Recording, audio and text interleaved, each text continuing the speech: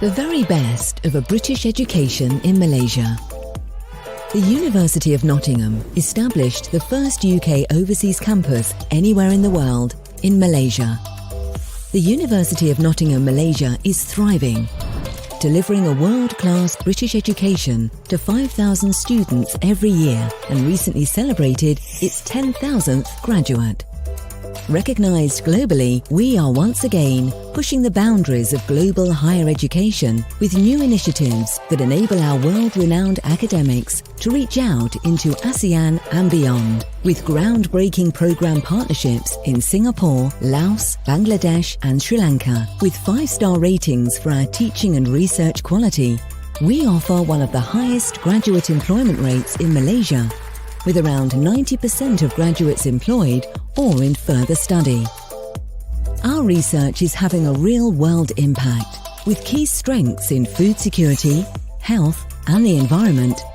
We connect world-class research expertise in Malaysia and the UK to address the challenges facing Southeast Asia.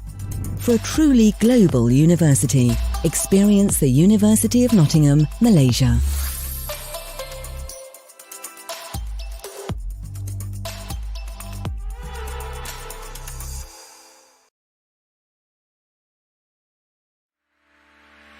Hi, I'm Jeffrey. And I'm Shell. We are the founders of JS Study Solutions. We started in Surabaya 4 years ago because we realized there was a market need.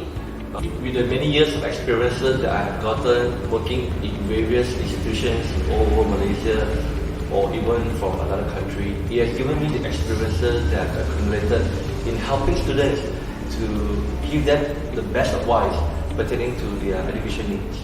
You know, over the years, we have seen many students struggle because they couldn't determine, they couldn't know what options they could obtain in the marketplace. And we, providing the free services to them. But we have helped many students. We have actually assisted many parents as well, you know, in applying to various universities, both in Malaysia and abroad, in countries like Ireland, Korea, Australia, UK. You know, even now we have students applying to Spain, Europe.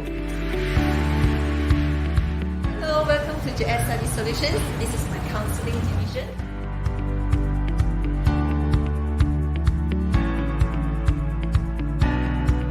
This is the expansion part of our office, and you are coming into our student center.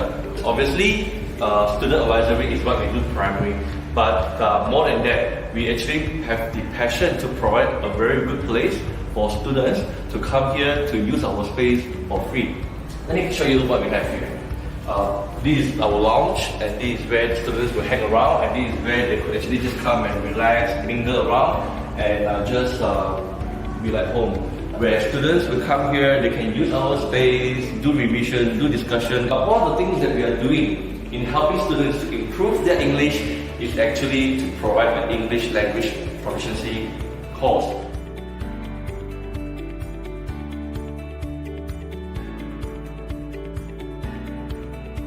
So now you know what we do, and we at JS Study Solutions always strive to do our best for our clients and our institutions partners, especially our students, because they will always be our priorities.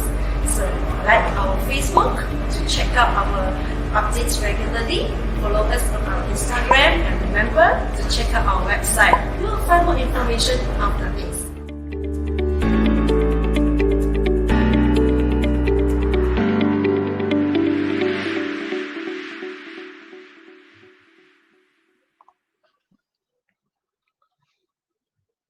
Hello, good afternoon again, everyone. Good to see you all this afternoon, Saturday, a weekend. You're going to have a long weekend, so have a good week at home. Thank you for joining us. I'm Jeffrey from JS Study and Study Hub Student Advisory. I will be your moderator for this afternoon in this series called The Turning Point. Now, Turning Point, we are already in our 5th episode this afternoon, you know, very fast. We are already in our 5th episode. I hope that you have been following us. I hope that you have been watching not only just the Turning Point series, but you are also watching our other series like the Career Insider. the global reach and one of the other program in fully Mandarin, which is talking to students around the world, top universities, and this is Turning Point. And we hope that you have always loved our programs. We are very encouraged that we got many people who are like us, many people who have sent in their feedbacks.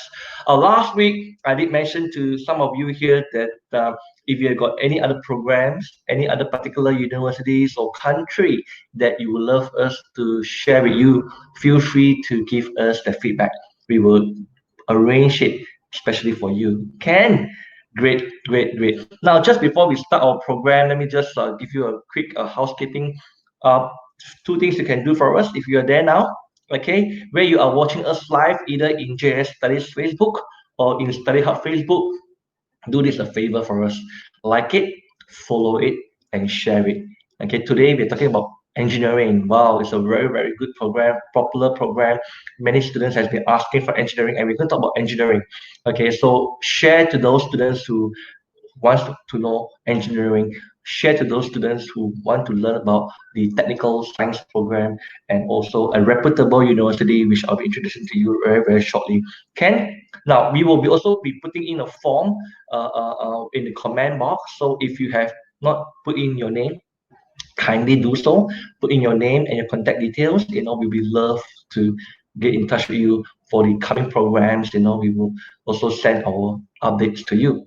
Okay, do that. So also just to let you all know, as the program is running, is approximately a 1 hour program. Yeah, so don't hurry off. 1 hour program. But if you do have any questions that you would love to ask, you would like to know, about regarding to engineering, or maybe you have questions that you want to ask our partner university this afternoon, Nottingham University, hey, feel free to send in your questions at the comment box. We will get back to you. We will answer those questions that you have. Can you do that? Okay, great. All right. So just as the time goes, share out this live series of the Turning Point to your friends in your own Facebook. Okay. Now, without delaying more time, I'm going to introduce to you our two gentle lady and gentlemen. Can we bring them to the room? Hello. Okay, we have hello Christy. Yeah, I have known Christy for a long time already. Yeah, we are both from the same hometown, but we are at our own home now. But Christy is the student advisor. Has been with Nottingham for many years now. She is very well versed, knowledgeable with the admission processes, with everything that you want to know about Nottingham University Malaysia campus. So Christy will be joining us. She's here with us. Later on, she will come up again and she will introduce herself, and then she will also answer some questions that I have for her. Okay, thank you, Christy, for joining us. Appreciate your afternoon. We'll see you again in a very, very short while. Yeah. Okay. The other person that I would like to introduce to you all, of course, is this gentleman, Professor. Are you there? Hi, Professor. Hello, Jeffrey. Hello, good afternoon. Yeah. Okay, everyone, I introduce to you Professor Khiew Poi Sim. He is an engineer expert. He has been now lecturing in University of Nottingham Malaysia campus for a while. He is also the head of department under the School of Foundation, specializing in science engineering. Is that right, Professor Dr. Khiew? Correct. Okay. He will be the one that I'll be speaking to also about engineering. And he's the one that will be explaining to you, all of you here. I've seen some of the slides, I've seen some of the video, interesting. Look forward for it. I will just ask Professor Khiew to just introduce herself to the audiences before we start our Q&A this afternoon, Professor.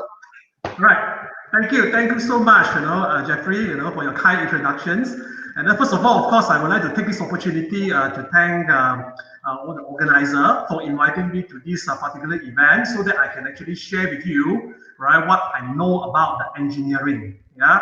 So basically, I have joined University of Nottingham, Malaysia, since 2006. So I have about 15 years, right? 15 years now, in the University of Nottingham. So full-time actually doing as a lecturer. At the same time, I also is a researcher, all right? Researcher as a scientist, as an engineer, to do some research on the nanoscience and nanotechnology. So although my size, might look a little bit big, But my research is more on tiny things, miniaturization, something that most students will see actually like the Ant-Man, nanotechnology and nanoscience. Right. So you will be creating that thing where we can bring people back to the to the past. Yeah.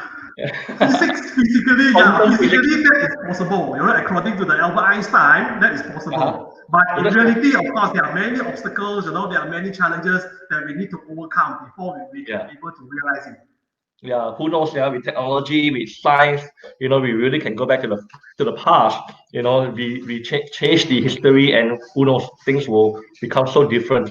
Yeah, thank you, Professor Khiew, for your introduction. But I say again, afternoon we have with us Professor Khiew and Christy. They are from University of Nottingham, Malaysia campus.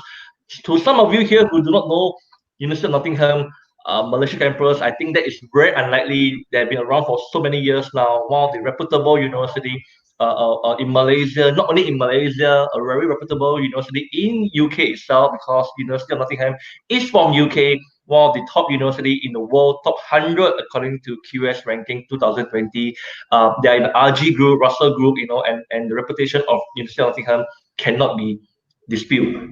Yeah. All right. Okay, come.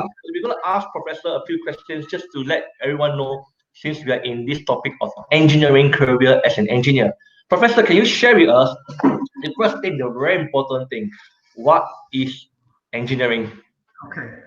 All right, Sam, thanks. Okay, so to answer this, because I understand that most of the audience here would be the students, from the secondary school. So before I would like to talk about the engineering itself, perhaps I would like to do a little bit of a survey, right? One question to you all first, okay? So if you're talking about science and engineering, what is the first thing flash inside your mind? All right. Anyone with the answer, put it in your comment box. Just put it in there. What do you think when you see science, the word? Yeah. Okay. If you ask me, Professor, I would say that I don't enjoy science. I'm sorry to say that. I'm a little bit more on the business side. But I think if you say science, the first thing that comes to my mind is complexity, technicality. Yes, you are correct. You are most correct, right? So I have asked this question to many of my students before, and also to the parents, when I'm having some talk, together with them. So first thing I said coming inside to their mind, maybe it's a very complicated formula. Yeah, science engineering, you see a lot of this symbol sign that you might not be able fully to understand. You only see some worms, actually spreading there. Okay, and then some also might think that actually science and engineering, is something like it's very dangerous. You mix A and B, then after that, boom, you will come out in a lab explosion. Okay. And then some also might very funny, and then they will say that actually science and engineering first thing in my mind actually I come across this image. All right, there should be a people with a very weird hairstyle. Okay, so for the student, all right, for most of the science student, I think you should be able to know him. He is Albert Einstein, one of the great physicists in the world. Okay.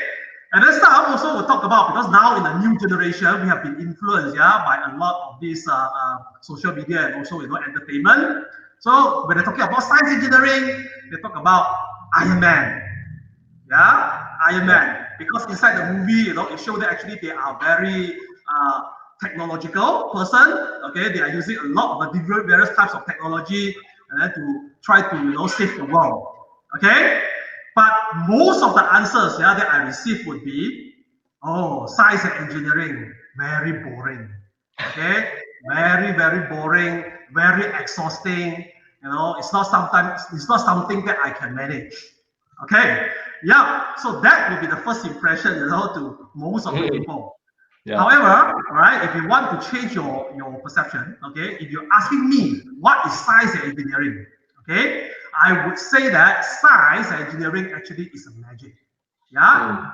Actually, this is also being mentioned, by this Sir Arthur Clarke. Okay, is a futurist science writer and also is an inventor for the satellite. So he mentioned that any sufficiently advanced technology is indistinguishable from magic. Yeah, from magic. So why I say so? I give you a few examples. Yeah, I will give you an example. Yeah, right. Previously, right, during my time, we watch about Star Wars, movies, we watch about Star Trek series. Okay, maybe for the new generation, you might not encounter this movie before. But this time, this movie, this Star Trek series actually is a very popular series, in the past. Okay, 20 years ago, it's talking about fiction, talking about space exploration. Yeah. So during the movie itself, it's actually already showing that persons, astronaut, they can actually communicate face to face. During that time, right, 1966, 1970, 1980, it's actually a fiction. It's something impossible. Yeah, it's something impossible. But nowadays, I think with the advancements of the science and technology, we already have so much of the video calling technology. Yeah, which actually already can talk face to face, not only one-to-one. Now what we are doing now here also same, right? Not only talking one-to-one, it also can involve a lot of the people inside. So this is actually, I would say that is a magic. More example, a movie Predator. Okay, I'm not sure whether you have watched this movie before, but if you watch this movie, it's about again a science fiction movie.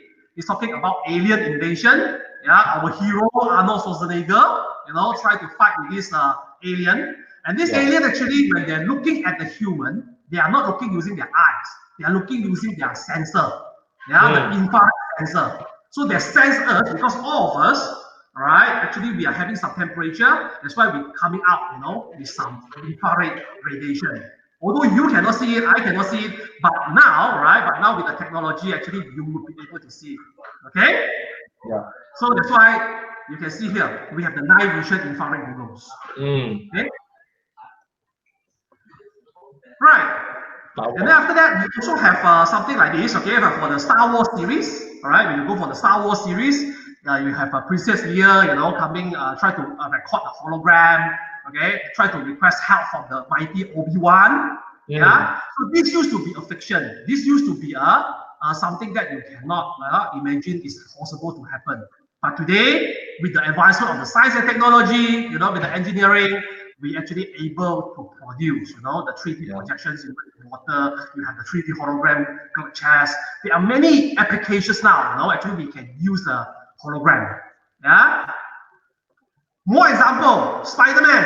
Yeah, Spider-Man. I think this is a more latest movie. A lot of the students might watch this movie before. Spider-Man, fighting, with the Green Goblin. So the Green Goblin actually is riding on his flying board. All right, surfing, and then try to fight with the Spider-Man. Now, right, we might not be able to fly yet. Okay, we are not able to fly yet. But we already have some, based on the advancement of the science and technology and engineering, we already can have something like this, a water jet flyboard. It's something like you can fly. Yeah. As a matter of fact, we also have inventor. We also have an engineer, inventor. Try to investigate, is it possible for us to fly or not? The answer is yes. Although, we are still in a very preliminary stage, they actually already have this kind of the technology. Yeah, fly. Fly. So here, I would like to show you, maybe I can show you a movie, right? To show that actually how this inventor able, to fly. Yeah, how this inventor able to create, able to engineer a machine that enable him to fly. Yeah. Sure.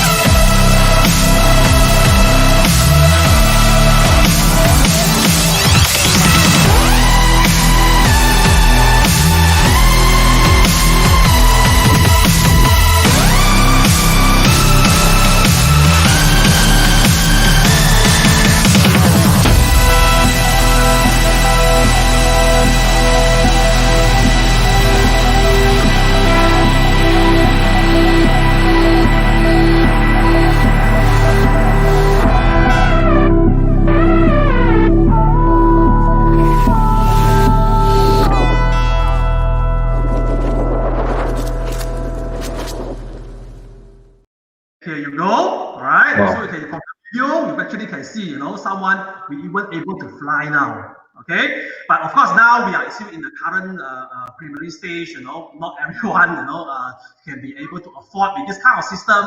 But one day, I believe we will be able to fly. Okay, so back to you. Hey, Jeffrey. Okay. Anyway, I'm as you were showing the slides, Professor, I was like, wow, indeed it is so true that what was shown in over the television, over the movies, has become a reality. It is definitely so awesome. And Zapata, the hoverboard, I think something that is not impossible. I think you are right that in future we may be able to fly to Singapore by just putting on to a suit, with a device, and you can just fly off. Awesome, awesome. It's a very good overview of what you showed us, Professor, in knowing the revolution of how engineering has evolved over the period, and now we are actually living to see this kind of very wonderful creation, I would say, wonderful design. Now, knowing that engineering has been an awesome industry, many years, and people have been talking about engineering. Uh, just to share with us, Professor, what would be some of the skill sets that a student would need, or someone would need to become an engineer? Yeah. So if you're talking about the skills, the skill set, then definitely skills, we know that actually it can be cultivated. Yeah, it can be trained, can be trained to develop that kind of skills, a cognitive skill. But if you would like to know whether you are suitable, for the engineering professions or not, then perhaps, I would say that actually it's the character and also the attitude that play the most essential critical role. There are a few questions as I always, a lot of students also asking me, so am I suitable, right? I already finished my SPM, I already finished my IGCSE, so am I suitable for the engineering or not? And can I do the engineering course or not? Okay, so for this, I just give you a few tips, all right? You look at yourself, you ask yourself whether you have fulfilled, this kind of the character, or maybe you have this kind of interest, then maybe you are suitable, you're appropriate to pursue, your further study in engineering. Yeah. So let me share my screen again. Okay. Okay. So how do I know if engineering program is suitable for me? Okay. First of all, if you found that you are very enjoying playing role strategy computer games, yeah. So maybe a lot of people are asking, why if I like to play games, I like to play role strategy games, actually I would be suitable for engineering. This is because Prof, I'm sorry, Prof, sorry to cut you off in the middle. Yeah. I can't see the screen. Are you sharing the screen? I can't see the screen. Okay. Yeah. You can share again. Sorry, thank you. All right. Okay. So sorry. Okay. So can you see me now? I can see you, but I don't see the screen or the share screen. I mean, okay, I think it's coming up. Awesome. Yeah, we got it there. Okay, that's great. That's great. Okay, so first of all, you're talking about enjoying playing role strategy games. Yeah, role strategy games, as you can see here. Okay, because why you those actually who like to play this kind of games, like Mobile Legends, nowadays PUBG, I know all the youngsters are very keen to play. When you are playing this kind of games, actually you are training about your brain. You are planning the strategy, how to win the artificial intelligence, how to win the opponents. So when you're doing the planning, okay, when you're putting in the strategy, actually this is one of the very important elements for engineering. For engineering, we need to think out of the box. We need to be creative, all right? We cannot refrain ourselves within a small box. So that's why if you're very enjoying, playing the role strategy games, so that would be one of the criteria, pointing that actually you are suitable for the engineering program. Yeah. On top of that, all right, you might be, if you also is a person that always constantly follow the new tech gadget update. You want to know, there is one apps coming up, how to use these apps, and then you have a handphone coming up or some gadget coming up. You want to try it, you want to know further, about this particular gadget, what kind of the new function, available. Yeah, so this is one of the character for the engineer, because they actually would like to update themselves, a lot of the science and technology advancement. They always want to stay forefront. They always want to be updated, to be something that can be always be we call it a tech savvy. Yeah, something that actually you can always be in the forefront and not outdated or leaving behind. Yeah, so if you have this kind of character, that also means that you are suitable for engineering program. Yeah. And of course, if you are always finding pleasures, in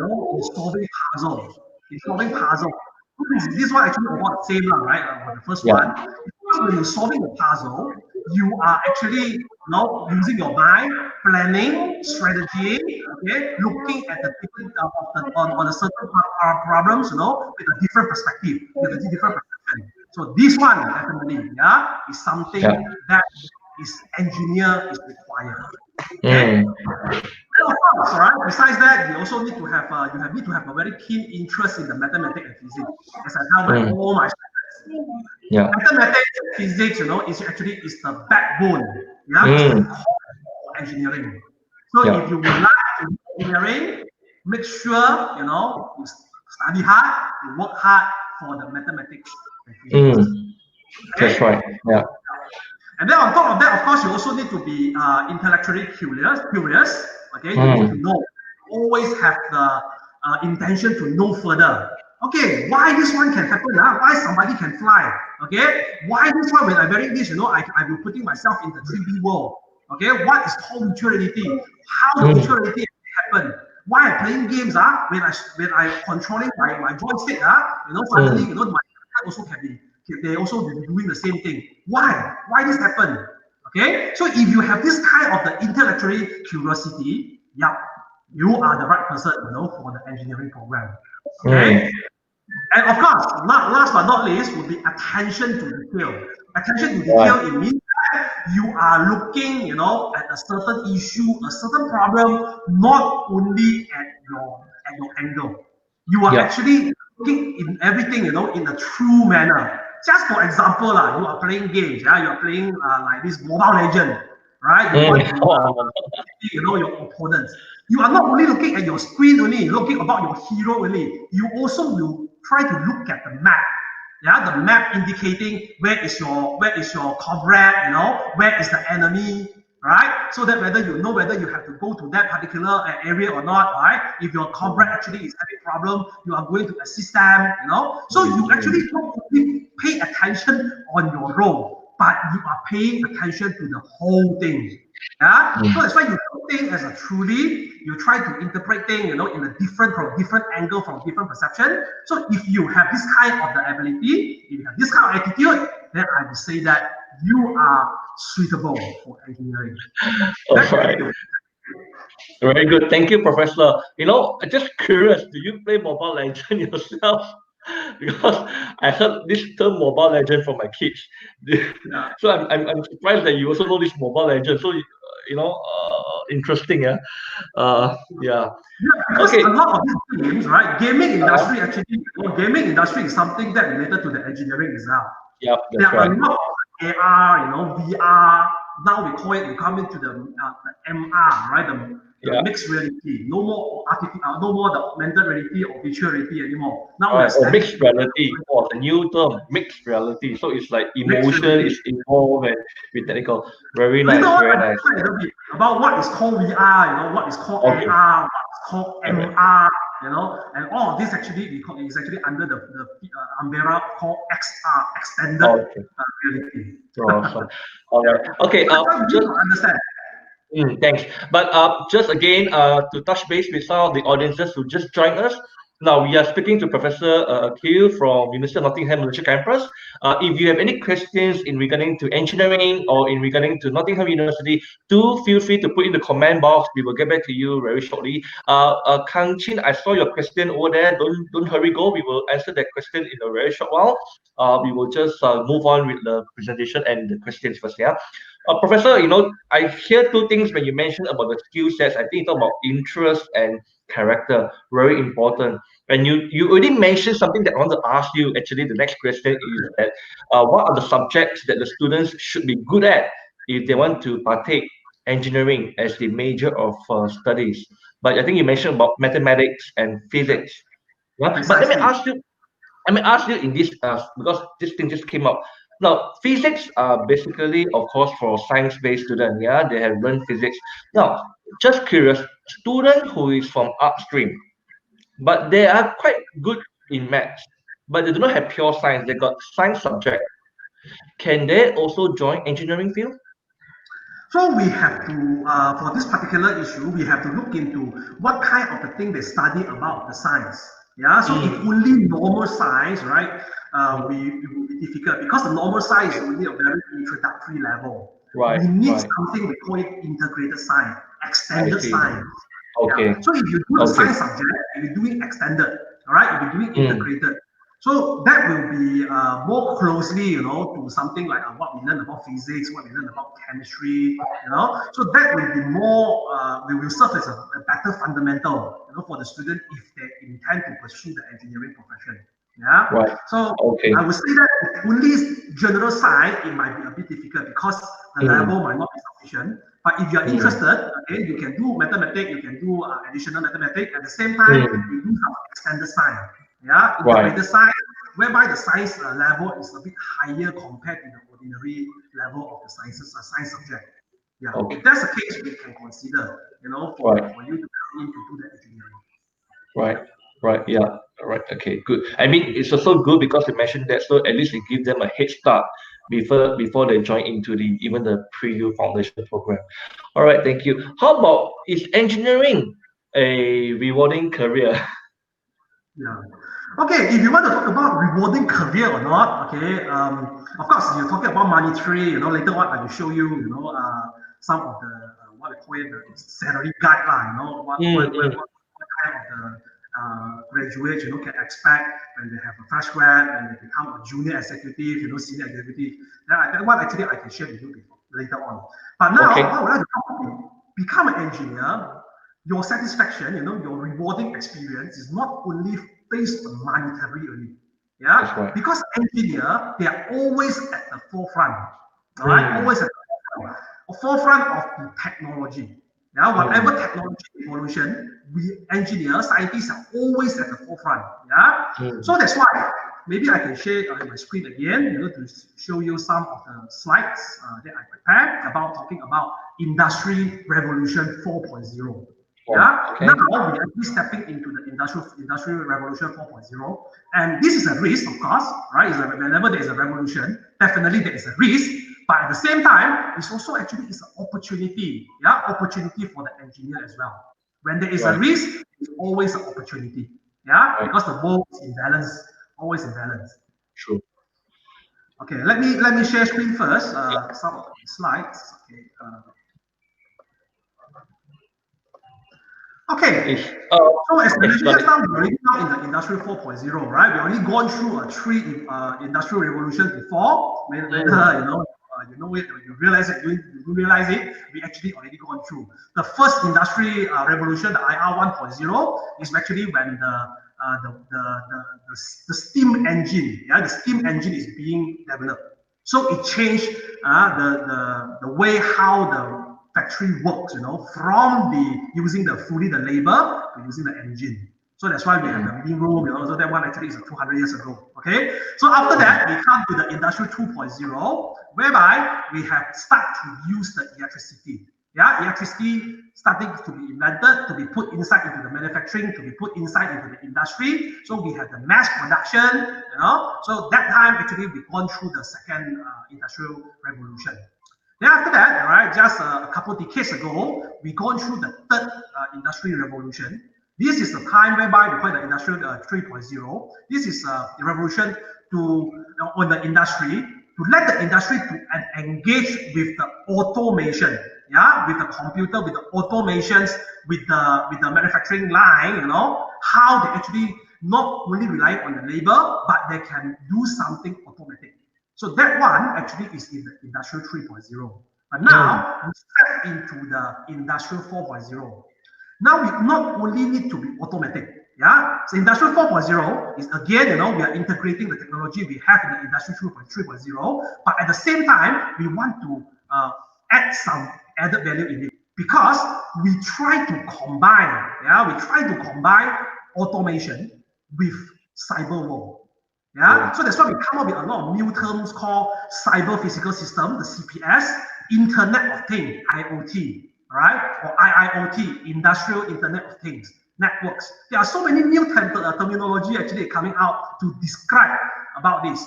For the Industrial 4.0, we need to integrate network, right? We need to integrate the cyber world with the real physical system that we have currently. It's just like when you are playing Pokemon Go now. Yeah, so you will have the AR, we call it the augmented reality, technology. All right, so you can snapshot, you can have a background. Actually, it's a background of the location, and suddenly, you have those things actually visually popping up, which is interacting with you. Yeah, so this one actually is one of the example of they are connecting your actual, environment, actual physical thing with the cyber world. Yeah. So moving forward, we'll be going more and more on this particular area, right? And then there'll be more and more technology coming out on the out of the revolutions of the Industry 4.0 here. Yeah. Okay. So we're talking about Industrial 4.0, right? Engineer. Right? They need to expect that we need to work in a smart factory now. No more the conventional factory. The manufacturing line, so you might need to work in a smart factory that will be able to provide smart services. All right, you might be able to do the remote maintenance. Okay, and then you have a smart machine. Right, smart machine actually can let you to do the remote control. You no need to go to the site now. Yeah, you no need to go to the site. You no need to do something, to control everything on the site. Instead, the system is already on the cloud, all right? Then later on, even though you are not on the site, you are somewhere away. Let's say your factory, your manufacturing line actually in Malaysia, but during that time you are in UK. You actually also can control, right? You also can monitor, troubleshoot, or even you can design, for the system to ensure that they are in the normal operation. So that's why now we are. This is a smart factory, we have a smart home. Now we also have a smart factory. So this is actually what the product I would say, we have to go through under the Industrial Revolution 4.0. Yeah. This is some of the pictures. Yeah, you can see that we are talking about smart factory, robotic arm, robotic in. We are talking about, you can do the scheduling, you can do the planning, online. Okay, you can do the troubleshooting, you can do the maintenance online. They have a predictive, technology to test or to determine whether the system actually is intact or not, or if they are having some issue. There are some preset, mechanism to reverse back, the operations. So we are actually in the stage to push through the gap between the physical system and also the cyber world.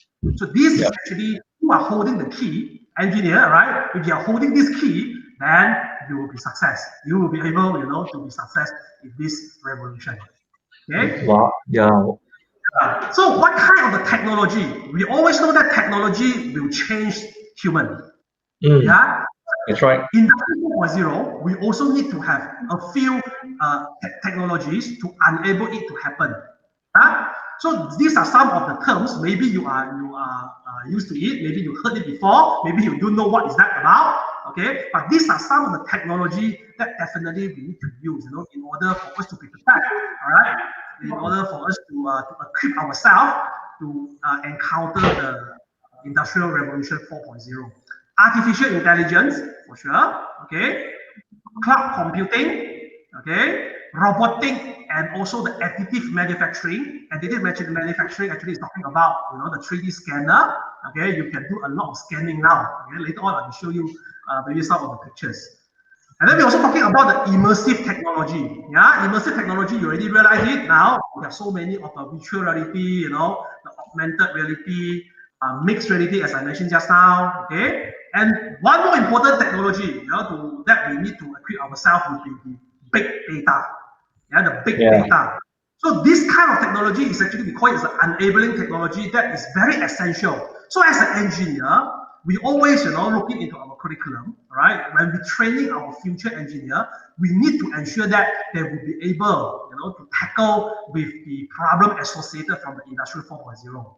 Okay, so that's why we equip our students with this kind of technology to prepare them. when they're going to the work later on, they are aware, with this kind of the revolution, they are aware, with this kind of the leap in terms of the technology, and then they are always in the forefront, in the technology line. Yeah. Yeah. Okay, so this one basically I just show you, how the technology is you can adopt it, and then try to create a new value, an added value to the human being. So it's very simple. We call it the Internet of Things. Okay, we can collect data.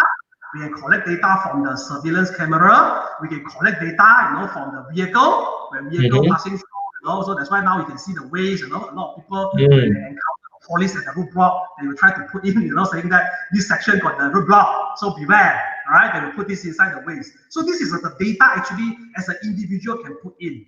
Right? At the same time, smart gadget sharing in the social network, in the Facebook, in the Instagram, you can share this. When you share this kind of information, this is a process that can be gathered. This is a process whereby the data actually can be gathered and transmit, and transmit to the data analysis and also the storage stage. Before that, of course, we need the mobile technology. So that's why we're talking about LTE. We're talking about 4G. 4G already outdated. Now we're talking about 5G. 5G, Wi-Fi, Li-Fi, right? A lot of the transmission technology actually also going on along the line. Then based on this transmission, then we need big data, or we call it cloud computing, system to store the data, right? To analyze the data. So this one is called the big data technology. We have a lot of data from every individual, from the consumer, from whatever persons actually when they're providing data. We need a system that's able to store the data and at the same time able to analyze the data. And this is the technology we call it as a cloud computing. Then on top of that, we are not only for analyzing. We need the system now to do judgment. We need to train them, right? We need to train the system so that they can think about themselves based on the data they have, what kind of action they're supposed to take. So this is actually, we call it as artificial intelligence, AI. So based on all this information, finally we can come out with something that can be beneficial, for the humankind, which is creating a new value for them. For example, we're talking about smart factory. We are talking about, the autonomous vehicle, the car that can actually driving by yourself. Okay, smart home, smart factory, smart healthcare, smart infrastructures. So everything are caring about the smart now, right? Smart. Smart actually is the wording connecting between your physical subjects with the cyber world. So that's why whenever you have a technology connecting between both, that thing is considered as a smart, right? Like a smartphone. So we have to train our student, to adopt, to this kind of technology. This is an opportunity for engineer. So this is some challenge, I would say, for our future engineer. So that's why if we're asking about whether engineering is it rewarding or not rewarding, okay? So I would say that yes, this is something that we can explore. And one more trend, I believe, right? All of us like to do online shopping, right? You like to do online shopping, Lazada, Shopee. I also like online shopping. And then around all the world, people like to do online shopping now. As a matter of fact, if you look at the Alibaba, okay, on their 11/11 sales, so even within one day, they recorded about 38 billion of sales. Okay, huge amount. Very huge amount of sales, even within one day. Okay, now we have the sales ready. What's next? A lot of people purchase from you already. What's next? Definitely the next stage would be you need to deliver the products. You need to send the product to the consumer. Not only sending them, 1 month later, 3 months later, they will definitely complain. You need to send it fast. So that's why when you're processing the orders, you need to do it fast, right? So you need to have a technology to help you, right, to incorporate the smart, features when you're handling such order, when you're dealing, such huge amount of the business. So that's why we can see that industry, right? Some industry, for example, like Amazon, Alibaba, when they are dealing with this kind of sales, this kind of orders, they are using robots, Yeah. We have the Amazon Kiva, we have the Alibaba Quicktron, So these are the robots helping, on delivering, on segregating the goods, on transporting the goods. They are actually, by incorporating such technology, you can reduce the human error, of course. And second thing would be you can do it in a more quick, more efficient manner, time saving, and of course, you can reduce the labor, right? You can reduce the true reliability on the labor force. Yeah. So here I can show you one video, right? That is talking about the robotic system. Yeah, the robotic system, a very smart robotic system that has been used by the Alibaba in one of their warehouse in Guangzhou on how to handle, their orders, how to handle the delivery. Yeah, please.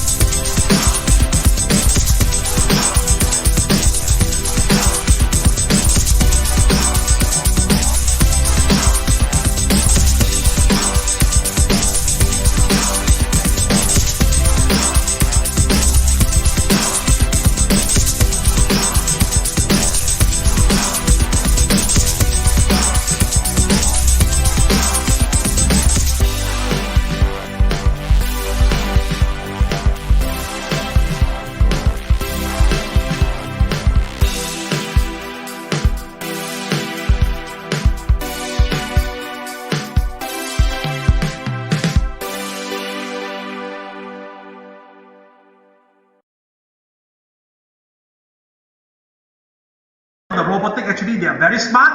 Even though they have many robots, in operation, they won't collide to each other because they have sensor to refrain themselves from collision. At the same time, when they're out of battery already, they can go back to the place, to do the charging. So it's a very smart robot system. Yeah, so that's why, you can see that in the past 2 decades, we can coming out with so many types of the business, so many types of the we call it the internet, entrepreneur. And then you refer back to the Forbes report. We can see maybe some of the faces actually I show you here is we call it a very successful internet entrepreneurs. Okay, they are using the technology, in their business. So that's why engineer, I would say that because we will equip you, with this kind of the technology knowledge to train you, on how you can prepare yourself to face the industrial revolution 4.0. So maybe you know this, the Jeff Bezos, the Amazon CEO, Bill Gates, Mark Zuckerberg, Larry Page, Sergey Brin from Google, okay, Larry Ellison, Oracle, very successful internet entrepreneur. Ma Hua-teng, all right, which is sometimes we call him Ponima, Tencent CEO. Maybe Tencent you don't compared to Jack Ma, right? You don't know about Tencent. Yep. But Tencent actually is a very gigantic company in China. Yeah. So you're talking about WeChat. You're talking about Arena of Valor, a game, which is a Chinese version of the Mobile Legend. It's actually by Tencent. Okay. Alibaba, Jack Ma, I think you know. So this is actually creating a lot of this business opportunity. We call it as a technopreneur, industrial technopreneur. So engineer, we try to equip you, with this kind of the knowledge. But of course, ultimately later on, you have to be creative. You need to be innovative when you're working in your career in future. Okay, if you're talking about job scope, right? A lot of students also asking me, how about this job? Can I find the jobs or not? So of course, I always tell my student, I'm not the fortune teller. I cannot tell you what will happen, in 3 years time, 4 years time when you graduated later. I will not know. But as a very simple guideline, you can refer, to some of the websites available is talking about the job. Okay, so this is one of the screenshot I log on to one of this website called Job Street. I think all of you should, maybe you have heard about this before. Yeah, so if I'm talking about the engineer term, inside, just 2 days ago, they are popping out 1,502 jobs available. Yeah, so of course, you maybe can put in, some of the students now, I know that they're talking about what is their starting salary. You actually can put in the minimum salary, in the website, try to search out. Yeah. So let's say if I just put in 3,000 there, of course, the type of the jobs, the number of the job reduced, but you still have about 1,400 jobs available in the job stream, which is related to engineer. Yeah, engineer. Right. So as I always tell my students, regardless whatever situation, if there is a society, right, if there is human, we will need engineer. Because engineer do everything, everything from whatever actually you are interacting with. PC, desk, table, computer, car, petrol, water, infrastructure, house, bridge, whatever you name it, they must have one engineer actually is working in the production line. Yeah. So they are very resistant, very how to say that they can be actually can sustain, they can sustain even though what kind of economy, even the economic crisis. Of course, maybe the job availability is not much, but that is actually a profession required by the society. Okay. So if you're talking about the salary scale, right? This is the report. I try to get some average range of the salary from the job report. Okay. Of course, this is only a guide. It's not absolute. I would definitely believe that the company outside there may be offering higher, maybe offering sometimes maybe offering lower. It's actually all depends on what kind of company you are applying to. But this is the range, salary range, for the fresh graduate, as well as when you work, when you already confirm, you become the junior executive, and you go for the senior executive level, manager level, the senior managerial level. But this is only a guide. This is definitely is not absolute. As a matter of fact, salary is always sensitive. This is only an average market rate. I'm pretty sure that they are having they are different company. They are offering a different salary scheme. Yeah. Okay. Okay. You, Jeffrey. Professor, I want just when you were explaining about how rewarding the career of engineering is, I get your what you are saying, and one of the last few sentences that you share is basically saying that even though people talking about because of IT, I mean technology is replacing human, but nevertheless engineering will still be there because engineering is needed in every sector. Water, products and whatever not at roads and everything. Yeah, I think that is awesome. Which also leads me to ask you this question: is that meaning that there are many types of engineering courses are there, Professor?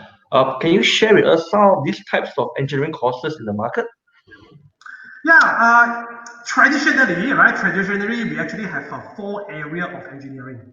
Yeah, the main 4 areas would be the electronic engineering, civil engineering, mechanical engineering, dealing with the mechanical system, and then we also have the chemical engineering, dealing with anything about chemical products. Yeah, so they are the very conventional, very typical, area of the engineering. But with the science and also the engineering advancement, we are going more and more specialized already.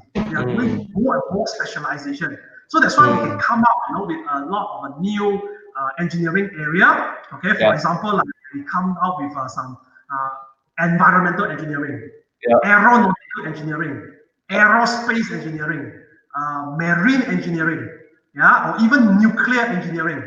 So that one is more and more on their specialization. But in conventional, of course, mechatronic engineering, because now we're talking about mechanical, and also the electronic.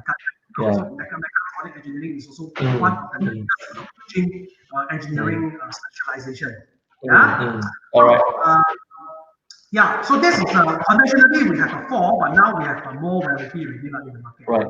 But saying this one, right, the conventional and also those new emerging market in what you mentioned about some of these engineering courses.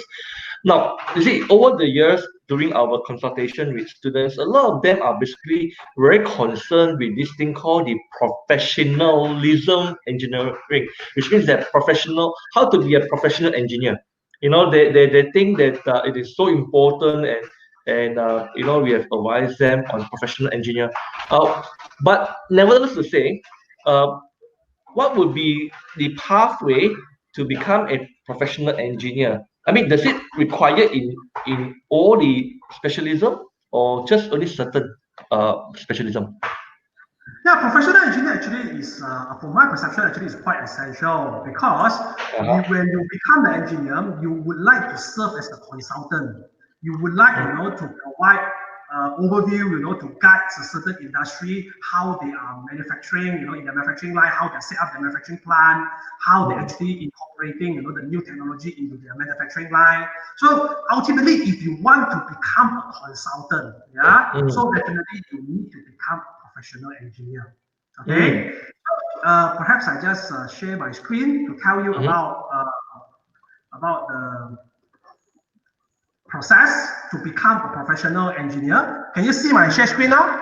Yeah. Okay. So this is talking about, on how we can become the professional engineer in Malaysia. Because the governing for the quality, for the engineering program actually is by BSc, which is the Board Engineer is one of the very critical member right inside. So basically, for those students who have obtained a degree in engineering, which is accredited by the EAC, which is accredited, which is recognizable by the BM. Okay, so once they graduate, they can register themselves, as an IEM graduate member or the BM graduate engineer. Okay, then after that, of course, they need to work. They need to practice what they have learned. What they have learned from their study. So within 3 years of the relevant working experience, by using the logbook scheme, they would be able to apply, to become the professional engineer. Of course, during the process, they need to go through, the professional interview by the BM member, by BM panel, and also they need to go through, the PAE, the professional assessment examination.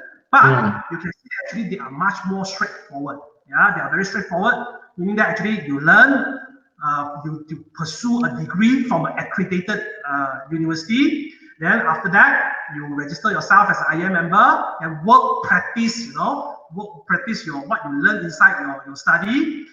Perhaps under the guidance of a mentor, from the professional engineer. Then after 3 years, you can apply to become the professional engineer. So if you would like to serve as to open up your own consultant company, then perhaps you might still need to take this PCE as well. We call it the professional engineer with the practicing certificate. The PEPC. So you might need to go through the second tier, right, for this. So a lot of students really talking about the professional engineers. A lot of students also asking me what is the difference, between MEng program, because when they're looking at the what is the BEng, what is the MEng? The difference between bachelor in engineering and also the master in engineering. So bachelor engineering, master engineering, apparently, okay, you might be confused. You will be confused with the wording, even though I say it's a master engineering. Master engineering in this context here is still an undergraduate program. But the main difference between the BE and also the ME would be accreditations by the Board of Engineers Malaysia. By the BM here. So the accredited degree in Malaysia, we only recognize a 4 years program, which is the MEng, the Master Engineering. So if you believe that you would like to pursue the professional engineer, status, which is finally you can carry the IR title. Doctor is DR. For engineer, professional engineer, you are carrying the IR title. Then you should go for the MEng program. Because it will give you a very straightforward pathway. Straight after your graduation, you can register as a member, then work, collect your evidence, practice what you have learned. Then after that, within 3 years, you can apply for the professional engineers. But if you coming from doing something which is not recognized, which is not recognized by the ESC, by the BEM, then your route might not be so straightforward anymore.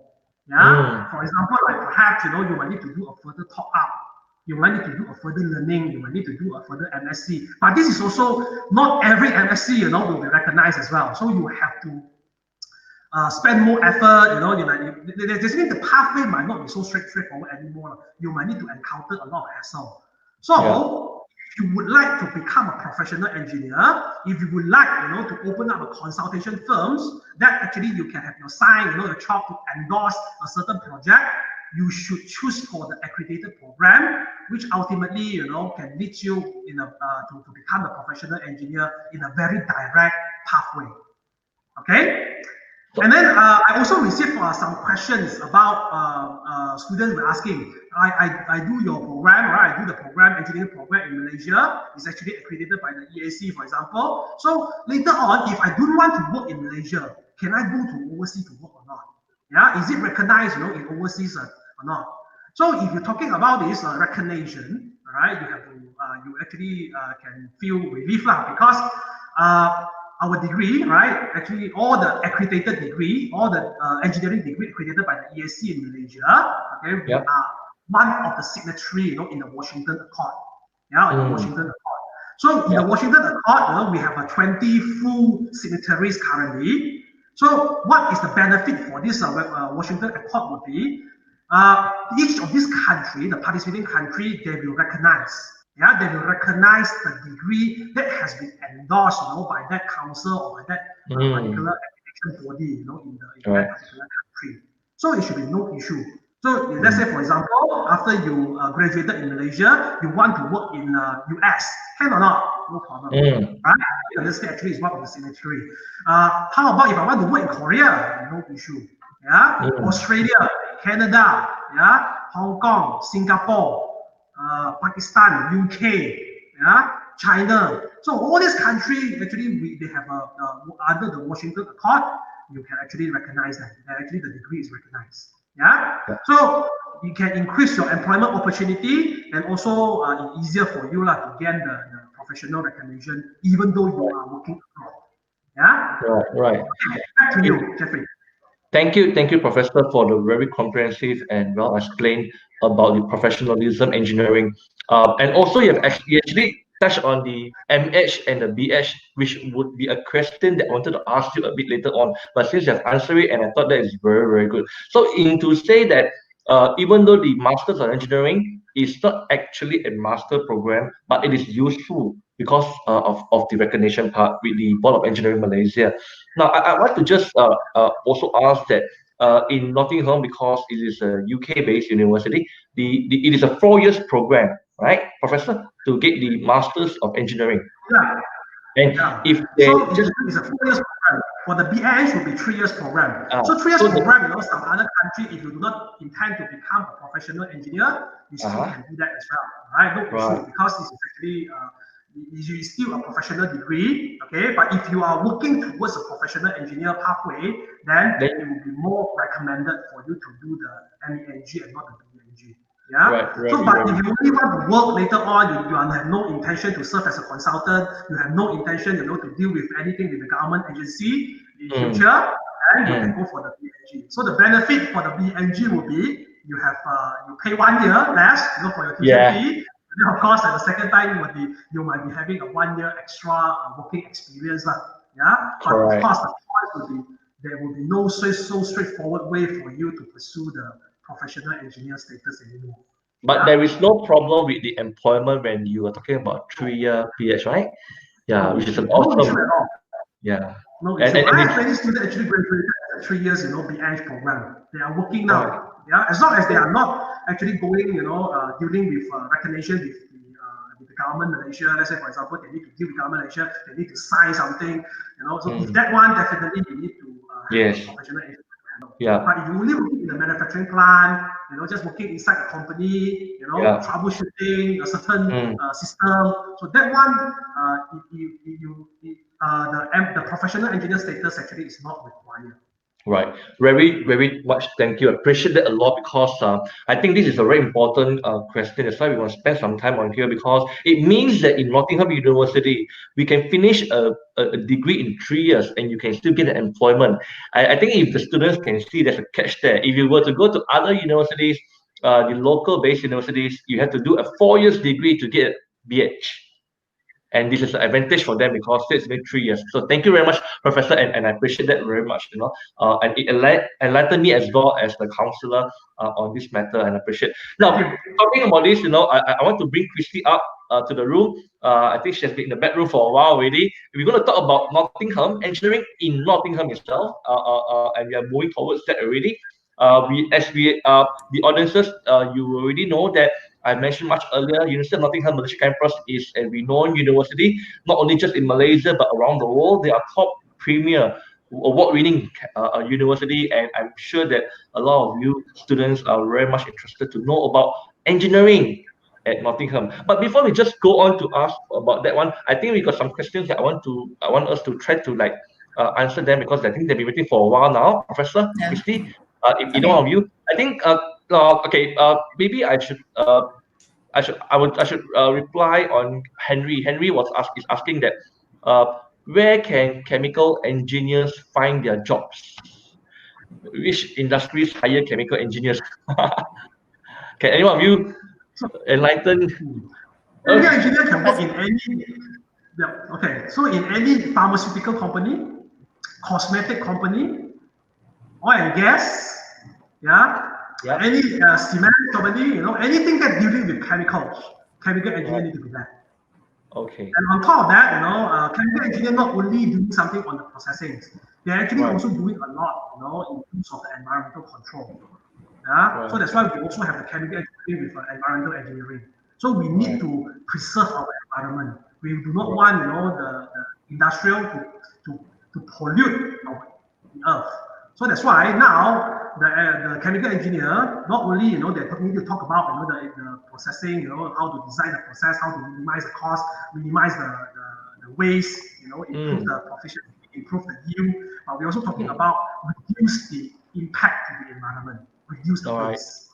Right. Okay, so any pharmaceutical company, any food company, food industry, a lot of chemical companies, a lot of chemical engineers have a lot of the opportunity. Okay. Yeah. Thank you. I think Henry, I hope that answers your questions. Basically, job will be available for you. Nothing to worry. Yeah, there are definitely a lot of opportunity. A lot of industry will hire you, Henry, chemical engineers. Now, as I asked, I want to just bring these questions to you all, to ask you all. Now, why engineering at Nottingham? How you all want to say this? Why should we study engineering in University of Nottingham? Yeah, I think Prof, you have the slides, right? I bring up the slide. Okay. Okay. Right. So why you want to study in Nottingham? All right. Maybe I just do a quick one. So first of all, of course, we are talking about we have a 5-star rating, our starter. We are the top 100 university in the world. We have students from 85 different countries. So we have 3 different international campuses. So there are a lot of the things actually. We call it ourselves. We are the extraordinary university. Okay, but one common thing. If you go to any of our branch campus or our main campus, in the University Park in UK, you will see that we will have this signature structure. We call it as a clock tower. Regardless whether in the UK or in our campus, branch campus in China or here, when you see a university with the clock tower, in their main building, most likely that will be the University of Nottingham. Yeah. So why University of Nottingham? All right, as I mentioned, rank 96, University worldwide in the QS ranking. We are the 66, now employability ranking. 66 are the choice of the graduate employer in the QS World Employability Ranking. 1 subject ranked top 10, 23 subject ranked top 200, 60 subject ranked top 100. Myra 5-star, Starter 5-star. All these are our indicator showing that we are providing high quality for our students, high quality education for our students. And then on top of that, we also have the one of the most advanced, I would say, one of the most advanced facilities provider, for all, because we have about 100-acre campus in Semenyih. I think So there's 125 acres. 125 125. acres, more than 100 acres. Thank you, Christy. Yes. Yeah. So as you can see here, so we are having this is one of the bird eye view, for our beautiful campus. So we can provide a lot of the space, for the students to do learning, right? To enhance, to do their group project. At the meantime, their welfare, also being taken care of. That's why you can see at the background, you have a swimming pool, you have a football field, So during current time, of course, it might be difficult for you all to visit the campus, to visit our beautiful campus.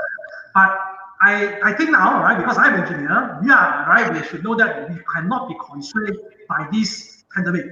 Even though you cannot go to our campus, on site, you should be able to go it virtually. So that's why now I'd like to take you to have a little bit of a virtual tour, about our campus. Awesome.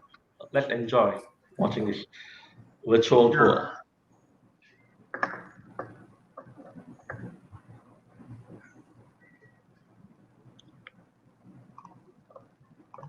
All right. So can you see my share screen now? Yeah. Can. Yeah. Okay, great.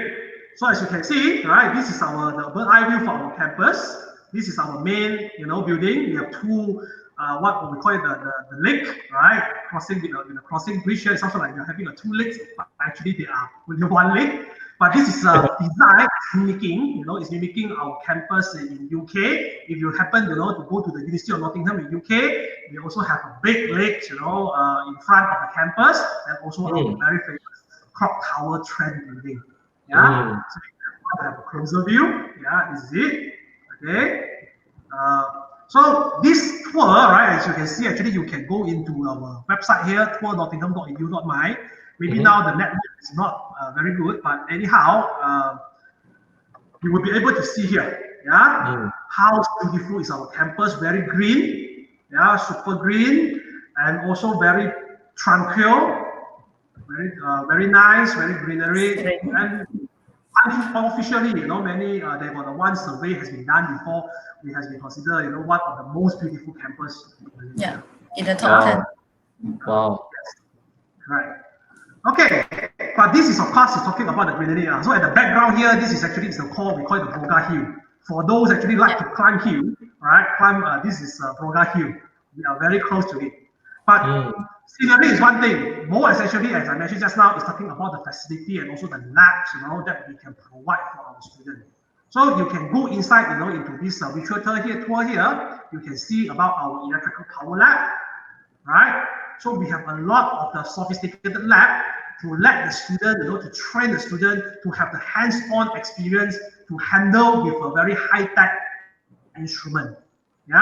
So this student actually at the background, this is Farah. I still remember her name because why? Because she is actually one of my students, one of my students. So she's become a model here. If you go for our project lab, you can see her again. Project lab, whereby we equip a lab for our students to do their project. So they will be equipped, with a monitor, so they can do their project, they can discuss, at the same time they can refer. If they have anything, to refer, they can showcase to all their group members. So it's a very versatile and very friendly, can helping the student to do all sorts of learning activities. So what Farah doing here actually is, she is actually a E&E student, electrical electronic engineer student. So she is actually trying to do an automated toy car here.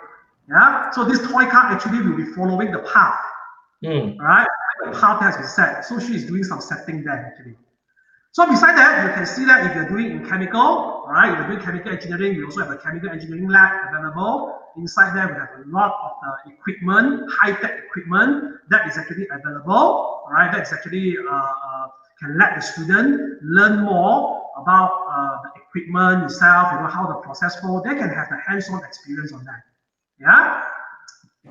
And then a lot, of course, beside the lab, we also have the facilities, a lot of facilities I mentioned just now, the football field, all right, a great football field, as you can see here, all right, huge football field, if you're able to see, right, if you can't, you can actually just log on to the tour.nottingham.edu.my to see this wonderful football field. Then we have the gymnasium, okay, the gym, swimming pool, actually everything actually is inside. Library, very nice. 4 to 5 stories, of our library that have a lot of the resources, a lot of the books available, okay, and then the teaching block, right, the central teaching block, a lot, teaching block inside. So we have space, we have a lot of space. We don't need to clamp our students, within one office building. So we have a lot of the freedom, to move around, to really feel, the university lifestyle. Okay. Yeah. So this will be the second point. Yeah. Why Nottingham is different? We have all sorts of the top-notch facilities as well as the lab, for our students. Right. Okay? So the third point will be about our existence, our experience. So we have been here since year 1999. Yeah. In operation is 2000. That's been about 20 years here in Malaysia campus. In Malaysia. So that's means out of these 20 years, we have building a lot. We have gaining a lot of network with our important stakeholders. Yeah, our important stakeholders with the government agency, with the industrial partners. Yeah, so that's why our students they can access to this kind of a network. They will be able to have a better learning experience because we can always pair them. We can always arranging some opportunity from the industry for our students. For example, like we can inviting our industrial collaborator to come to our campus to give talk to our students. Whenever there is a need for them to do the interns, they also can go for the those company. So we have that kind of link, that kind of network. So this is actually an experience that we have for the past 20 years. So not every university will be able to do that. So I would say this is our third important point. Yeah, why we should why our Nottingham actually stands out compared to the others. Thank you, Professor. I think that is very comprehensive, and thank you for the 3D tour thing. It gives a very good overview how the campus looks like. Indeed, it's very, very huge, large spaces. I've been there a few times already myself. My nephew is there actually, and indeed it's a beautiful campus, and the trees are all grown up. Very big, very shady, very nice. Putting this one, just ask the next question. Yeah, that's right. It's already 20 years. 20 years now. Yeah, so many. There's a student who asking us this program, which I thought I want to ask you now since we are here. You mentioned just now earlier on there's a mechanical program, a mechanical laboratory, but you mentioned about chemical engineering. What other specialism that Nottingham offers? And the boy Kang Chin is asking, do you offer biomedical engineering as well? We offer biomedical science. Yeah, it's different field. Yeah. Okay. Paul, can explain it? All right. Who comes to biomedical science? Biomedical science is different from biomedical engineering, right? I think one is more on the equipment, the designing the equipment. Yeah, building the instruments. Yeah. Yeah, but biomedical science is the medical research on the cells, bacteria, and viruses. That is the science part. Correct. Yeah. So Kang Chin, I hope that answer you because they do not have biomedical engineering. They do have biomedical science, more on research-based work in laboratory. Yeah, Kang Chin. Yeah, hope that answer your question as well. Now, okay. Christy, you want to continue to say something? Okay, maybe some of the audience would like to know what are the facilities or accommodations or what are the scholarships that offer. Yeah. Okay, before I say that, maybe Prof, you can explain that the engineering, what are the intakes that we have, I think. Like if let's say for SPM leavers or IGCSE leavers, right, they can join us for the foundation engineering. Okay, before they can progress to our degree program. We have April, we have June, and for September intakes, 3 intakes per year. When will be your June intake? I'm sorry, just Christy. June is actually starting next week. Okay, our parents, yeah. So next one will be in September. I think if the audience now got is a IGCSE levels, right? Once you receive the results in about August, you can join in with our September intake. So this is a 1 year, full year program. So when you are successful completion this foundation, you can progress to a degree in next year September. Right. And earlier on, you mentioned that there is a scholarship. There are some scholarships available for students who are applying for the foundation or even to the UG program, right? Yeah. Okay. So I will just inform to the audiences, if you want to know more about scholarship programs, maybe you can just come to Study Hub office in Klang, Jenjarom, or even to CS Study in Seremban. We will let you all know. Keep it a secret for you to ask us more after the show. Right. Okay. Right. But Christy, now that you're mentioning about these classes are starting in June next week and in September. Now, it's COVID pandemic 19. I think this is something that everybody wants to know.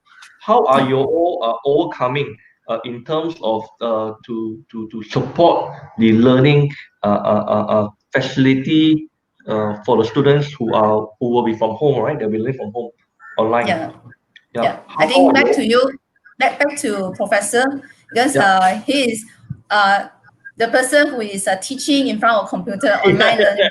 Okay, how your experience is? Yeah, I can please share. Okay. So maybe I just share my screen again. Okay.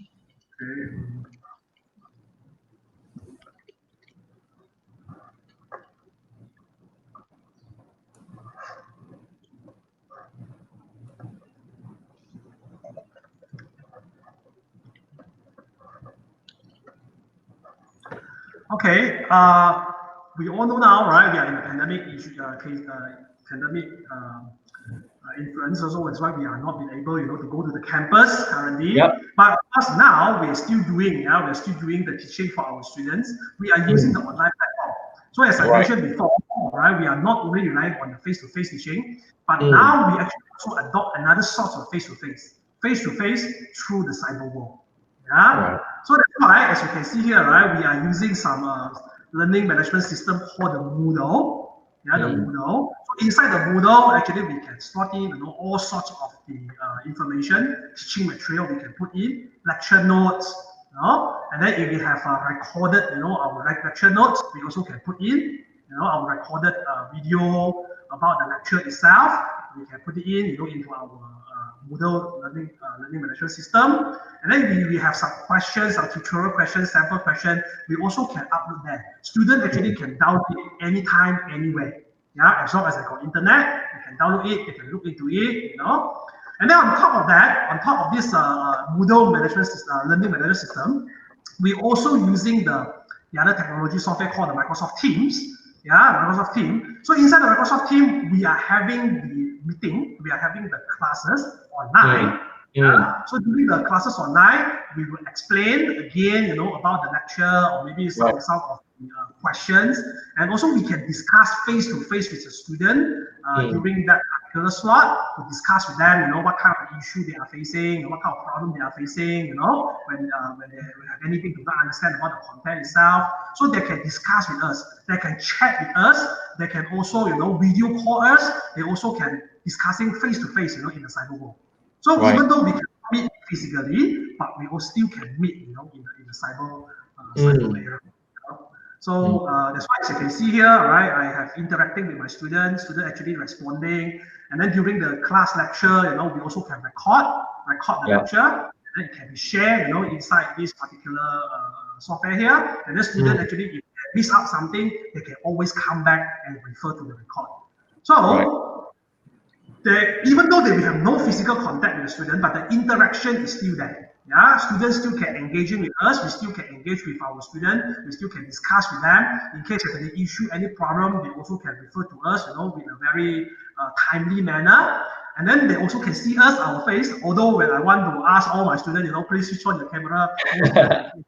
I'm shy, That's so they only can see me, I cannot see them, but it's not a big issue, right? But at least it's still the interaction. It's not like you're talking to the very close monitor screen, but at least you are having something to talk to you in a live manner. and then to solve some issue that happen and to help you whenever you encounter any problems. Great. Yep. And then there also student also I didn't put here would be we also giving some online assessment. We also have an online assessment system. Basically Moodle also can do, they can log on to the Moodle system to do some online assessment or answering some question. And then after that, we also can have even the student, we also can allow the student even can do their questions using the papers in their home, because they can always upload it. They can always snapshot, upload into our system, and then we can do the marking accordingly. So it's the system is feasible, and the students, based on the feedback received from the students, it seems like actually they can cope well with the study. Right. Thank you, Professor. And I think that will give a lot of comfort to many students and parents and guardians, about online learning. This is a new normal. We will have to go through it, and it will be at least until the year end. Yeah, online learning. So, thank you for the explanation, and I'm sure that University of Nottingham has got a very strong backup in terms of online learning, and you can see Professor Khiew, one of the lecturer, he's so dedicated. Yeah, audiences. Now, there's a question from Jun Chuan, just to answer this question. Okay, can foundation in science student apply for engineering degree? Do they have the skill? Do they have a skill sets to apply for engineering degree? And what is the working life as an engineer? Oh, 3 questions in 1 question box. Maybe I take up the questions for the foundation science. Okay, may I? Yeah. Okay. Because there are different because some other universities is talking about foundation science. They can choose physics, MX subjects in their syllabus. But foundation science and foundation engineering actually is separated. For foundation science, mainly study for bioscience, pharmacy, environmental science. So the modules move to the biology and chemistry without further maths and without physics subjects. Okay, for foundation engineering is mainly students will study a lot of different physics subjects and further maths and further maths subject, and no biology subjects in foundation engineering here.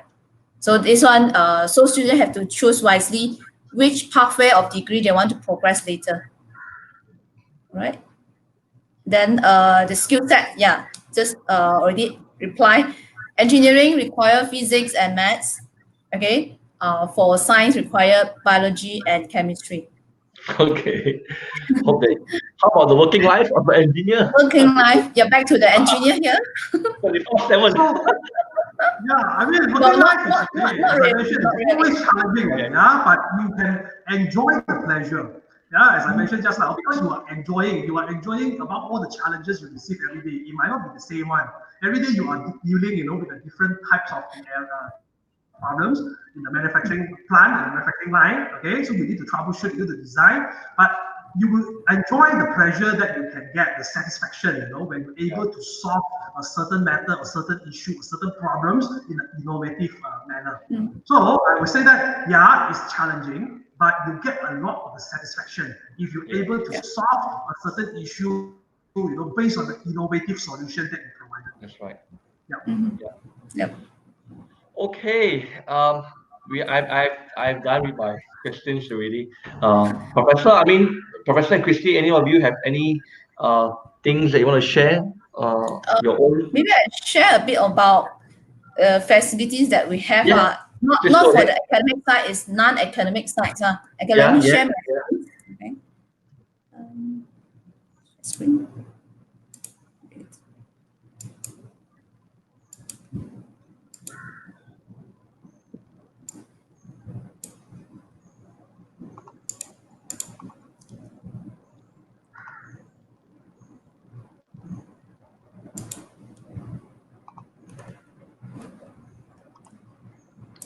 One second. No worries, Christy. Okay. Okay, I'm going to share about the accommodation first. Yes, important question. So we have different type. Okay, our university is located in Semenyih. Semenyih is a place that is within the borders of Negeri Sembilan and Selangor. So some people would say, it's very far away from city center. How will be the life there? Is it very very boring. Okay, but I'll tell you that inside, once you step into the campus really and you live there, your life is quite enriched because you will have a lot of students activities to play around. So even you are staying in the city center, you might don't want to go back. You want to get a place to stay there because other than your lecture time, you want to go and meeting with your club societies, quite packed with your daily life. So you can get a room there. We have different types of rooms. So we have about 2,400 beds on campus, but we have about 5,000. So half of our students may need to find a place outside of the campus. Okay, but no worries. Nearby also got a lot of off-campus accommodation, houses or condominium for you. Okay, so the most popular is deluxe single and shared bathroom come with AC, aircon. Okay, so for minimum 395 for 4 people sharing to maximum 750 per month. So all the rooms cover with Wi-Fi and water and electricity bills. Okay, so all these are covered. Okay, so the next one, okay, you can see this one is a 2D things. Okay, so the accommodation we've separated into old wing and new wing. Old wing will be in the red color here. We have 5 hall residents. This is called Student Village South. Very close to the canteen, very close to the sports center. While for the new wing, is all the 750 per month is located here. So students have walked a bit. You do exercise, okay? Students can buy bicycle there and cycle in the campus. Wow. Okay, yeah. Okay. So the color building here is the academic block. Okay, with science, engineering, arts and social sciences, library, okay, lecture theaters, student activity centers here. Okay, next slide. Okay, these are our food and beverages, convenience stores and services available in the campus. We have 24 hours 7-Eleven. Every Tuesday we have night market, Pasar Malam. Okay, every Thursday we have some food trucks coming to the campus. So even you don't go out to the campus to buy food, you can get the food in the campus, so no worry. Okay, we have 2 ATM machine, CIMB and Affin Bank here. Okay, there are 24 hours laundry machine, coin operated one. Okay, we have 2 convenience store, My News convenience store beside the 7-Eleven. We have a Subway. We also have secret recipe on campus as well. Okay, we have a mobile phone. You can buy your top up your SIM card. Okay, you can buy a lot of vending machines in the campus as well. Okay, we also have a shuttle bus services for those who are living outside, okay, like in KL, in PJ, they can still commute every day. We have a shuttle bus from the Kajang KTM station or MRT Sungai Jernih station. So this is quite convenient for them. Where we also bring students to Testo Sebenye. Like during this now, the COVID-19 period, right? We have about 600 students staying on board in the campus. So they take the advantage to go Tesco Sebenye for shopping, buy grocery. We have developed a mobile app where is My Bus app to track the buses. So no students can able to access to anywhere. Okay, even want to go to KL, KL Teaching Center, we have nighttime classes for our MBA and our MSc classes there. Students also can go out to there. Okay, and during the weekend, we also got buses send students to IOI City Mall in Cyberjaya. Okay, for those who are living outside of campus, Taman Plaza Semenye, we also have the shuttle van services. So this is all free of charge. Okay, then now come back to the scholarship side. Okay, High Achiever Scholarship, Dean's Excellence Scholarship, these are all automatic one. 25% discount, automatic for just the current year. High Achievers is entry year. Okay, Dean's Scholarship for every progressing year, depends on academic performance. Like let's say for foundation students, okay, because you come in with SPM result, IGCSE result, it's go for the 3-semester foundation. So these are the minimum to get the 25% discount. Okay, it's a minimum 8 A's for SPM. IGCSE is minimum 7 A's. Okay, if you come from UEC, we need minimum of 5 A's, excluding Chinese and Malay. If you come from STPM, it's 3 A's, excluding the general studies. If you are from A level, it's 3 A's as well. Okay, so if you have any family members like your siblings study here, or your parents are Nottingham alumni, okay, you can get the 10% tuition fee deduction, but for just the first year only. Okay. Other than that, if you are very active in sports or very active in the artistic event, in international event, you can apply for sports or arts scholarship. Okay, 50% discount for national level, 75% for international level. Okay, you can approach to our sponsorship office to discuss this for more details. Right. Okay, we also got other scholarship for you to apply. You can click our scholarship website to find more information. Okay, yeah, and PTPTN loan also available for students for undergraduate studies. Okay, yeah. So another thing is very important. The unique things is in Nottingham is our program. We allow students to do inter-campus exchange or inter-campus transfer to our UK campus or even our China campus. Okay, inter-campus exchange is students are able to go to the UK or China in their second year, either doing one semester or one full year. Like for example, for engineering program, most of the programs are available in both campuses.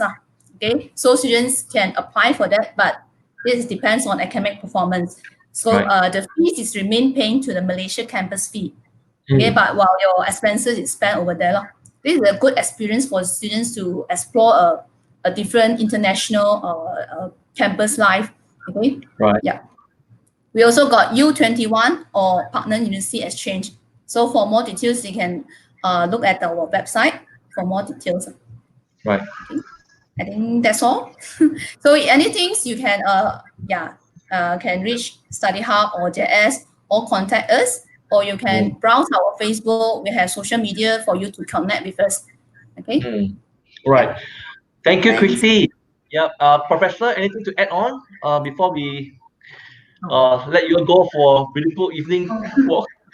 Right. Thank you, Christy, and I appreciate the slides that you showed. The last few slides, I think very, very important. I think students, if you all don't know where Semenye, let me vouch. Semenye is not like what you think, so Not in the jungle, far away. Yeah, Semenye has transformed a lot. I don't want to promote the developers, but there are many big developers there building new houses. Semenye is no longer the sleeping town. It's really an emerging township very nearby to Kajang. Nottingham has got everything for you. Do you see that? They have got shuttle buses to go to a lot of shopping malls, including our ICT mall. They've got the convenience stores in the campus. They've got swimming pool, sports facilities, gym, and hostel facilities. I don't know what else you all want from a campus here.